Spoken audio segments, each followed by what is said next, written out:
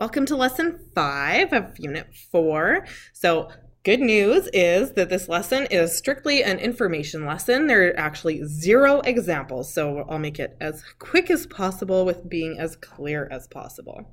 So we're starting with the numbers that are on your screen right now, which is Pascal's triangle from Blaise Pascal. He was historical figure in math and science and philosophy. And so what you're seeing here is we've got this interesting pyramid that happens where if we start with 1, and we always start with 1 and add the 2 numbers diagonally above to create the next row, what we see is that we get some distinct rows happening here.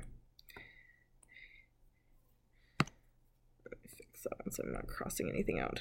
So what happens is I look and I'm like, okay, I'm adding these 2 numbers together. Well, 1 plus 0, which is just not written, gives me 1. And same thing on the other side. 1 plus 0 gives me 1. So that's how my second row is created. My third row is created because, again, there's imaginary zeros that just don't really actually get written. 0 and 1 is 1. 1 plus 1 is 2. And 1 plus 0 is 1 again. So that's how my third row is generated, and so forth. We get 1 plus 2 is 3, 2 plus 1 is 3, 1 plus 0. Okay, and so we get this symmetrical pattern forming where we always have 1s on the outside. We have increasing numbers on the inside. And the symmetry happens that we have an even number of numbers or digits in a row, then we don't actually have a middle term, and we just have kind of like a repetition in the middle or a pair of numbers, and then the following row with an odd number of digits will have a defined middle number and will be symmetrical around that. So that's Pascal's triangle, and you're like, okay, Miss Conrad, like, great, whatever. Okay, but there are some key connections to combinations here. So first, noting the pattern that each number is the sum of the 2 numbers above it in the previous row, which we just said. The outside number is always 1. What's interesting is that all the entries can be written using combinations. So again, remembering that this notation is NR. Okay. So 0 choose 0 is 1. Anything choose 0 is 1 because your only option is nothing. Anything choosing all of the things, there's only ever one option. So again, we see this pattern of equivalence where all of these pieces on the outside equal 1.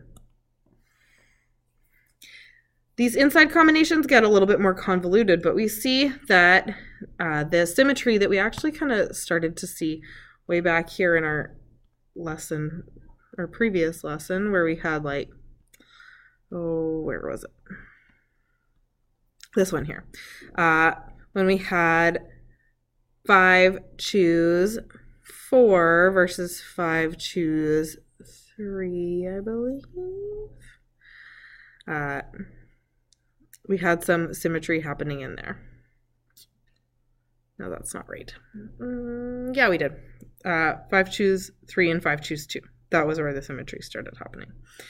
Okay, so what we see is the symmetry is around how many we're choosing. So 4 choosing 1 and 4 choosing 3, so where we select one option versus leaving one option out, gives us the same value.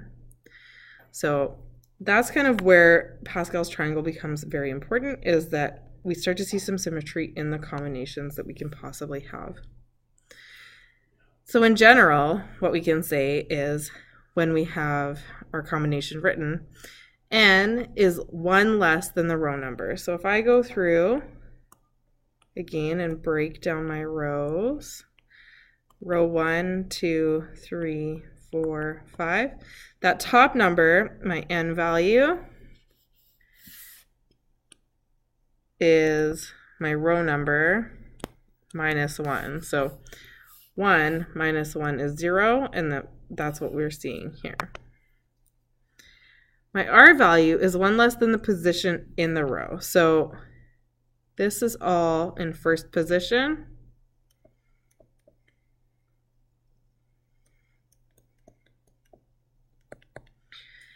And so we can determine the R value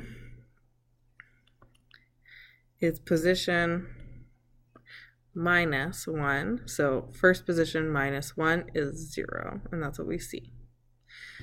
Same thing here. Second position, third position, fourth position, fifth position, and my R value is always 1 less. So there's just the big ideas. So in our next lesson, lesson 6, we'll pick that apart a little bit more, and we will do some examples. But this lesson is just for you to wrap your head around that whole idea of Pascal's triangle. So if you want to take some time, look it over, make sure you understand kind of how it's generated and why that's important for combinations. Take a second to do that, and then move on to lesson 6.